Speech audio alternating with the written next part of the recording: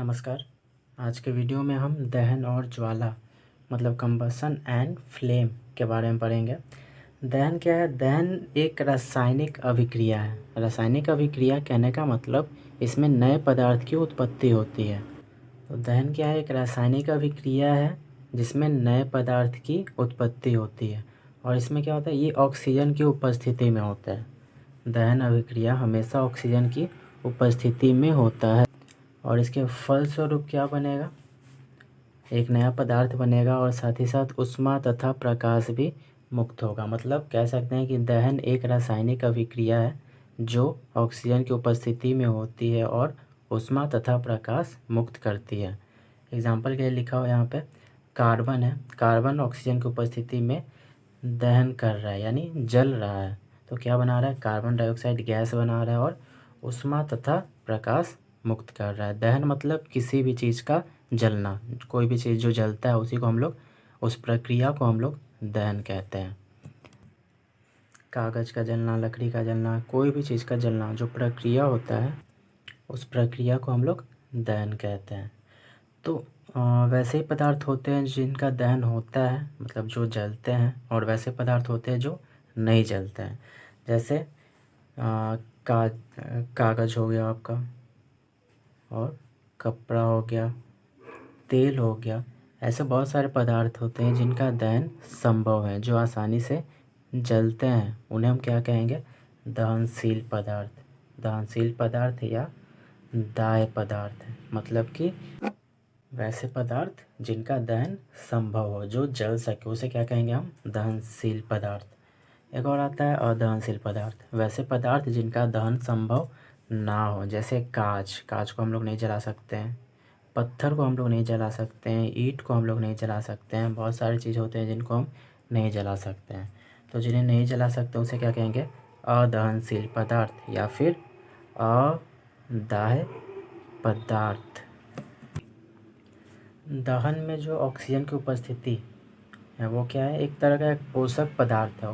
पोषक पदार्थ कहने का मतलब वैसा पदार्थ जो मदद करे किसी प्रक्रिया को करने में। जैसे कि इंसान के लिए पोषक पदार्थ क्या है? भोजन, जो उसे ऊर्जा देता है किसी भी काम को करने के लिए। वैसे ही दहन के लिए पोषक पदार्थ कौन है? जो दहन को पूरा करने में मदद करे, मतलब ऑक्सीजन। ऑक्सीजन के बिना दहन लगभग असंभव है। तो दहन के लिए सबसे ज़्यादा ज़रूरी क्या है? ऑक्सीजन। ऑक्सीजन की अनुपस्थिति में दहन संभव नहीं है, इसीलिए ऑक्सीजन को हम लोग दहन का पोषक पदार्थ कहेंगे।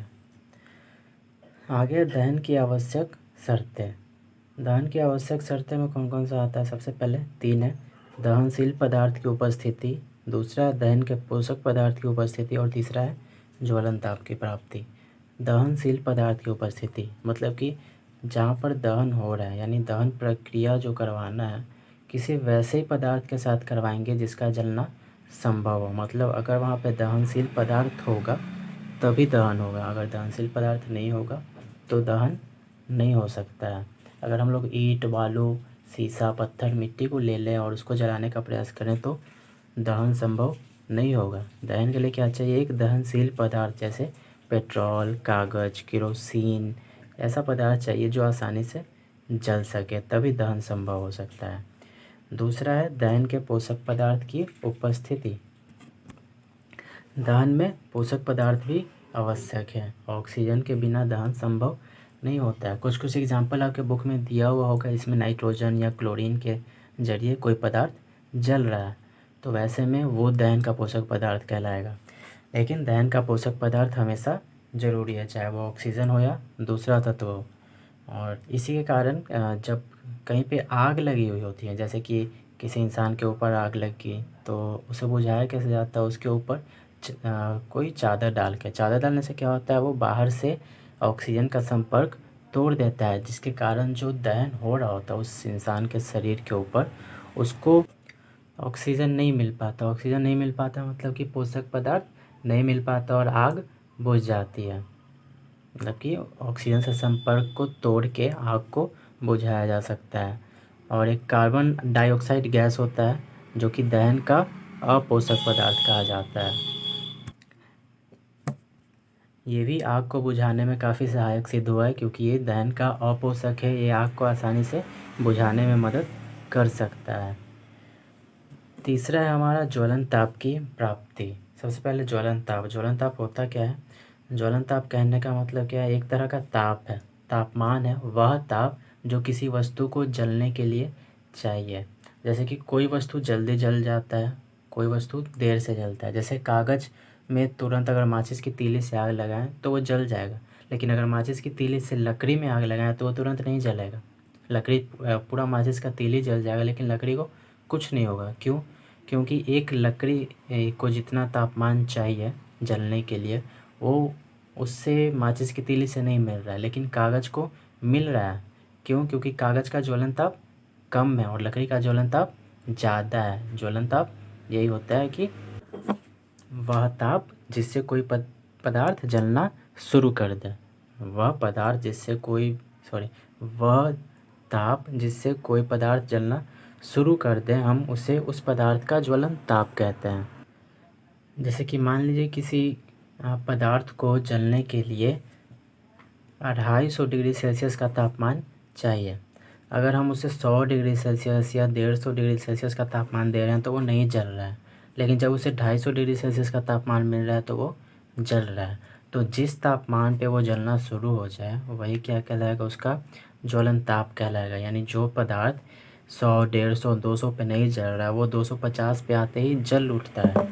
मतलब कि 250 क्या है? उसका ज्वलन ताप है, क्योंकि उस तापमान पे वह जलना शुरू कर देता है। बुक में बहुत सारे एग्जांपल भी दिए हुए होंगे इससे रिलेटेड। जैसे कि एक लकड़ी का बोटा जो होता है, मतलब लकड़ी का जो एक मोटा हिस्सा होता है, ठीक, और एक लकड़ी का छोटा सा टुकड़ा, पतला सा टुकड़ा, तो जल्दी कौन जलेगा? पतला वाला टुकड़ा जल्दी जलेगा। क्यों? क्योंकि इसका ज्वलन ताप कम होगा। अगर एक छोटे से काठी से इसे जलाना चाहें तो ये तुरंत आग पकड़ लेगा, लेकिन ये तुरंत आग नहीं पकड़ेगा। क्यों? क्योंकि इसका आयतन कम है और इसका आयतन काफ़ी अधिक है। तो आयतन कम होने की वजह से ये इसका ज्वलन ताप भी कम होगा और ये जल्दी आग पकड़ लेगा। लेकिन इसका ज्वलन ताप इससे काफ़ी अधिक होगा, तो जब तक उसको ज्वलन ताप मिलेगा नहीं वो जलना शुरू नहीं करेगा। एक और एग्जांपल है, जैसे कि एक कपड़े को अल्कोहल और जल के मिश्रण से भिगो देना है। जल और अल्कोहल दोनों से। अल्कोहल बहुत तेज़ी से जलता है, लेकिन जल में आग नहीं लगता है, पता है। लेकिन जब कपड़े को अल्कोहल और जल के मिश्रण से भिगाया जाए तब वो तुरंत आग पकड़ लेगा, लेकिन थोड़ी देर बाद वह आग बुझ जाएगा। क्यों? क्योंकि जो जला वो क्या जला? कपड़े के ऊपर का जो अल्कोहल है वो जला। अल्कोहल जलने के बाद जो अंदर का पानी है उस कपड़े में वो रह गया, और उस पानी के कारण वो कपड़ा भी नहीं जल पाया, क्योंकि वो पानी क्या किया? उस कपड़े को ज्वलन ताप प्राप्त नहीं होने देता है, इसीलिए वो कपड़ा नहीं जल पाया। लेकिन अल्कोहल का ज्वलन ताप काफ़ी कम है, वो तुरंत जलने लगता है, इसलिए वह तुरंत जल उठा।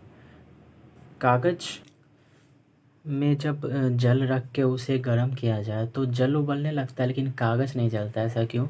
क्योंकि जो ऊष्मा उसे मिलते रहता है वो कहाँ चला जाता है? जल में चला जाता है, जिसके कारण कागज़ को ज्वलन ताप नहीं मिल पाता है। तो जितना भी एग्जांपल आपके बुक में दिया हुआ है उससे बस एक ही बात समझ में आएगी कि जब तक किसी पदार्थ को उसका ज्वलन ताप प्राप्त ना हो वो नहीं जल सकता है, और ऐसे हालत में दहन भी संभव नहीं है। इस शर्त का उपयोग आग को बुझाने में किया जाता है। कैसे? जैसे कि अगर कोई भी चीज़ जल रहा है तो उसको कैसे कैसे बुझाएंगे? पानी डाल के। पानी डालने से या फिर कार्बन डाइऑक्साइड गैस डालने से क्या होगा? उसका ज्वलन ताप उससे कम, मतलब उसका जितना ज्वलन ताप मिलना चाहिए उतना नहीं मिल पाता है। वो पदार्थ धीरे धीरे ठंडा होने लगता है जल के कारण, जिसके कारण वो आग भी बुझ जाती है। एक टॉपिक है हमारा ईंधन। ईंधन मतलब वैसा पदार्थ, मतलब जो दहन प्रक्रिया हो रहा है उसमें जो पदार्थ जल रहा है उसको हम लोग ईंधन कह सकते हैं। ईंधन मतलब वैसा पदार्थ जो जलने के बाद ऊष्मा और प्रकाश उत्पन्न करे उसे ईंधन कहते हैं। जैसे लकड़ी, पेट्रोल, डीजल, केरोसिन, इन सब का हम काफ़ी उपयोग करते हैं। ये सब उपयोगी ईंधन है। अगला टॉपिक है हमारा ज्वाला। ज्वाला मतलब फ्लेम्स। ज्वाला सभी ने देखा होगा, जब मोमबत्ती जलता है तो उसमें जो लपट निकलते रहता है, लपट जैसा, उसी को हम लोग क्या कहते हैं? ज्वाला। ज्वाला क्या होता है, एक क्षेत्र होता है जिसमें गैसीय पदार्थ जलते रहता है। जितने भी दहनशील गैसें हैं, गैस, वो सभी ज्वाला उत्पन्न करती है। मतलब कि जितने भी दहनशील गैस है, वैसे सभी गैसें जो जल सकती है वो ज्वाला के साथ जलती है। लेकिन सभी ठोस और द्रव ज्वाला के साथ नहीं जलते हैं, सिर्फ वही ठोस और द्रव ज्वाला के साथ जलते हैं जो गर्म करने पे भाप में बदल सकते हैं। जैसे कि केरोसिन गर्म करने पे भाप में बदल सकता है। मोमबत्ती एक ठोस ईंधन है जो गर्म करने पे भाप में बदल सकता है। इसीलिए केरोसिन और मोम ज्वाला उत्पन्न करते हैं। देखते होंगे मोमबत्ती लौ के साथ जलता है, उसी लौ को हम लोग ज्वाला कहते हैं। ज्वाला क्या, एक क्षेत्र है जिसमें कोई गैसीय पदार्थ जलता है। ईंधन को वायु की उपस्थिति में जलाकर ज्वाला पैदा किया जा सकता है। और ये ज्वाला का जो प्रकृति होता है वो किस पर निर्भर करता है, वायु में उपस्थित ऑक्सीजन का मात्रा पे। ऑक्सीजन का कितना भाग ईंधन के जलने में सहायक करता है, इसी चीज़ पर निर्भर रहेगा कि उसको ज्वाला की प्रकृति कैसे होगी। तो ज्वाला की मात्रा किस पे निर्भर करेगी, ऑक्सीजन की उपस्थिति पे। तो ऑक्सीजन की उपस्थिति के हिसाब से दो कंडीशन यहाँ पे, एक है जब ऑक्सीजन की पूर्ण आपूर्ति और एक हो ऑक्सीजन की अपूर्ण आपूर्ति हो। मतलब जब जितना ऑक्सीजन चाहिए उतना हो और एक समय पे ऑक्सीजन कम हो। तो ये दो कंडीशन है। तो दोनों टाइम कैसा ज्वाला बनेगा, देखिए, जब ऑक्सीजन की पर्याप्त पूर्ति होगी तब उसमें ईंधन का पूर्ण दहन होता है। अगर उस पदार्थ को संपूर्ण ऑक्सीजन मिल रहा है जितना उसे चाहिए, तो वो पदार्थ पूर्ण रूप से दहन करेगा, मतलब पूर्ण रूप से जलेगा।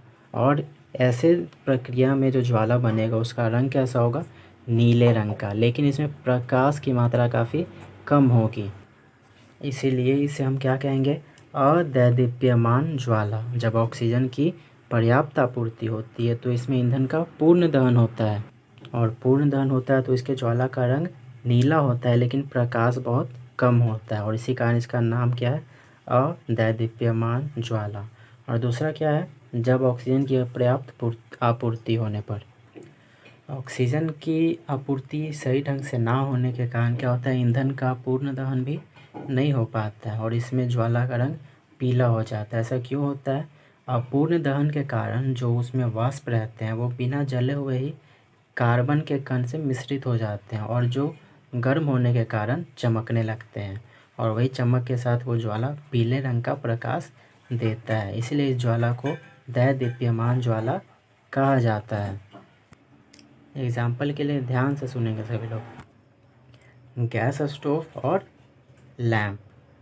स्टोव को अगर देखें, केरोसिन तेल वाला स्टोव, तो वो जो होता है वो हमेशा नीले रंग के ज्वाला के साथ जलता है। क्यों, क्योंकि उसे पर्याप्त मात्रा में ऑक्सीजन मिल रहा है। उसके आसपास चारों तरफ, बत्ती के चारों तरफ इतना छिद्र होता है कि उसे पर्याप्त मात्रा में ऑक्सीजन मिले तो वो संपूर्ण दहन करे, जिसके कारण वो नीले रंग का ज्वाला देता है। तो उस ज्वाला को क्या कहेंगे हम लोग, अदैदीप्यमान ज्वाला। लेकिन जैसे लैंप में होता है, लैंप में अच्छे से एकदम घिरा हुआ रहता है, बहुत ही कम छिद्र रहता है, जिसके कारण अच्छे से ऑक्सीजन नहीं अंदर जा सकता है, और इसी कारण वह पीले लौ के साथ जलता है, यानी कि वहाँ पे दैदीप्यमान ज्वाला बन रहा है। अगला है हमारा मोमबत्ती का जलना। मोमबत्ती की जो ज्वाला होती है वो कैसी होती है। मोमबत्ती एक ज्वलनशील पदार्थ है, ये एक दहनशील पदार्थ है। इसका दहन आसानी से संभव है, साथ ही साथ ये ज्वाला के साथ जलता है। मोमबत्ती कैसे बनता है, मोम से। और मोम कहाँ से आता है, पेट्रोलियम से प्राप्त होता है, जो कि हाइड्रोकार्बन का मिश्रण होता है। तो मोमबत्ती को जलाने पर क्या होता है, मोम जो होता है पिघल कर बत्ती के ऊपर चढ़ता है और वही वाष्प में परिवर्तित होता है, और यही वाष्प वायु या ऑक्सीजन में जलकर ज्वाला उत्पन्न करता है। ज्वाला क्या है, गैसीय पदार्थ का जलता हुआ क्षेत्र। तो जो मोमबत्ती होता है उसका मोम पिघल के उस बत्ती के सहारे ऊपर चढ़ता है और वाष्प में परिवर्तित होता है, और यही वाष्प ऑक्सीजन में जलकर ज्वाला उत्पन्न करता है, जिसे हम लोग मोमबत्ती की ज्वाला कहते हैं। मोमबत्ती का जो ज्वाला होता है वो कैसा होता है, पीले रंग का होता है और दैदीप्यमान होता है। इसके पीले रंग का होने का कारण क्या है कि इसमें ऑक्सीजन की अपर्याप्त पूर्ति हो रही है। इसे जितना दहन के लिए जितना ऑक्सीजन चाहिए उतना इसे नहीं मिल रहा है। तो मोमबत्ती तो खुले में रहता है, तो फिर उसका अपूर्ण दहन क्यों नहीं हो रहा है? हाँ, क्योंकि जो ज्वाला होता है वो भागों में बटा हुआ रहता है, जैसे अदैदीप्यमान मंडल, दैदीप्यमान मंडल और केंद्रीय मंडल। तो ये जो होता है गैसों का क्षेत्र होता है, तो ये गैस ही जल के ज्वाला का निर्माण करता है। ये सब यहाँ पे गैस, तो जहाँ पे उसको ऑक्सीजन मिलता है वहाँ पे पूर्ण दहन होता है अदैदीप्यमान मंडल, और जहाँ पे नहीं मिलता है वहाँ पे दैदीप्यमान मंडल। ठीक है, पीले लौ के साथ जलता है। तो इस हिसाब से मोमबत्ती की जो ज्वाला होती है उसकी बनावट यहाँ पे दी गई है। 3 भाग होते हैं। सबसे पहला है केंद्रीय मंडल। केंद्रीय मंडल कैसे रंग का होता है? नीले रंग का होता है, और इसमें जो होता है बिना जले हुए मोम के वाष्प रहते हैं, और ये बत्ती को घेरे रहता है, एकदम सेंटर में रहता है ये। इसमें दहन की क्रिया बिल्कुल नहीं होती है, क्योंकि यहाँ के वाष्प ऑक्सीजन की उपस्थिति में नहीं आ सकते, ऑक्सीजन के संपर्क में नहीं आ सकते हैं यहाँ, इसीलिए यहाँ पे अपूर्ण दहन होता है। सॉरी, यहाँ पे दहन होता ही नहीं है, इसी क्योंकि यहाँ पे बिल्कुल भी ऑक्सीजन नहीं मिलता है, एकदम बीच में, एकदम बत्ती के आसपास चारों तरफ से जो घेरे हुए रहता है उस मंडल को हम लोग केंद्रीय मंडल कहते हैं। और यहाँ पे ऑक्सीजन बिल्कुल भी नहीं होता है, जिसके कारण यहाँ पे दहन संभव नहीं है, इसीलिए इसे अदहन का क्षेत्र भी कहा जाता है। और यहाँ पे अदहन मतलब यहाँ पे दहन नहीं होता है, इसीलिए यहाँ का तापमान सबसे कम रहता है। तीनों मंडल में से यहाँ का तापमान सबसे कम रहता है, और यहाँ तक कि इतना कम रहता है कि अगर इस क्षेत्र में एकदम केंद्रीय मंडल में अगर हम माचिस की तीली भी ले जाएं तो वो नहीं जलेगी। यहाँ पे तापमान इतना कम रहता है कि माचिस को भी उसका ज्वलन ताप प्राप्त नहीं हो पाता है। दूसरा है दैदीप्यमान मंडल, ल्यूमिनियस जोन। इसमें ऑक्सीजन की अपर्याप्त आपूर्ति होने के कारण क्या होता है, इसमें मोम के वाष्प का अपूर्ण दहन होता है। इसमें जितना ऑक्सीजन चाहिए उतना उसको नहीं मिल पाता है, जिसके कारण यहाँ पे दहन पूर्ण तरीके से नहीं हो पाता है। और ये ज्वाला जो होता है सबसे बड़ा भाग होता है ज्वाला का, ये सबसे बड़ा भाग होता है। ये पीले रंग का प्रकाश उत्पन्न करता है, और इसका तापमान मृदुल रहता है, मतलब दोनों के बीच में रहता है। केंद्रीय से ज़्यादा रहता है लेकिन अदैदीप्यमान से कम रहता है। और आखिरी हमारा अदैदीप्यमान मंडल। इस भाग में मोम के वाष्प का पूर्ण दहन होता है, क्योंकि इसे ऑक्सीजन की पूर्ण प्राप्ति होती है, और इसी के कारण ये ज्वाला का सबसे गर्म भाग भी होता है। यहाँ पे ध्यान से देखेंगे क्या है, बीच वाला जो है वो क्या है, केंद्रीय मंडल है। केंद्रीय मंडल में एकदम क्या कहाँ है, बत्ती के आसपास। यहाँ पे ऑक्सीजन बिल्कुल नहीं होता है, तो यहाँ का ताप, यहाँ पर दहन भी नहीं होता है, जिसके कारण यहाँ का ताप भी सबसे कम होता है। यहाँ पे माचिस का तीली ले जाने पर भी नहीं जलता है।